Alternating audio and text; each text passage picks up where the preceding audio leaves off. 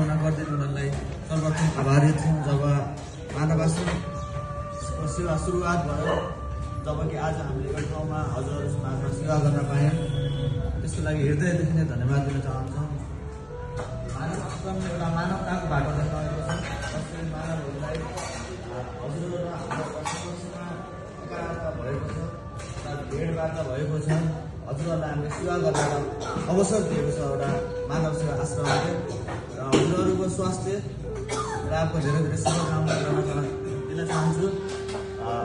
आज अङ्कल हस्तसाई र अन्य दिव्यासाईको विवाहको एउटा भोजन हजुरहरूलाई एउटा खुवाउने अवसर मिलेको छ, यसको लागि पनि उहाँहरूप्रति हृदयदेखि नै धन्यवाद दिन चाहन्छौँ। र आज मात्र नभएर भोलिका दिनहरू पनि हजुरहरूमा एउटा सानो भोजन अथवा अन्य कुनै पनि एउटा खानाको फेरि पनि अवश्य मिलोस् भन्ने आशा राख्दछु।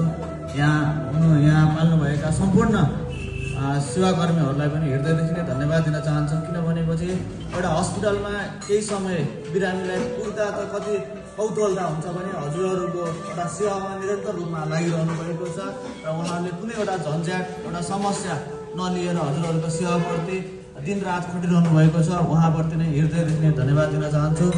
एउटा जटिल समस्या एउटा बावजुदका काम पनि उहाँले हजुरहरूप्रति एउटा आफ्नै सद्भावना जुन दिनुभएको छ, यही नै मानवता हो हाम्रो। हजुरहरूलाई एउटा ठुलोबाट भगवान खोज्नु भनेको हाम्रो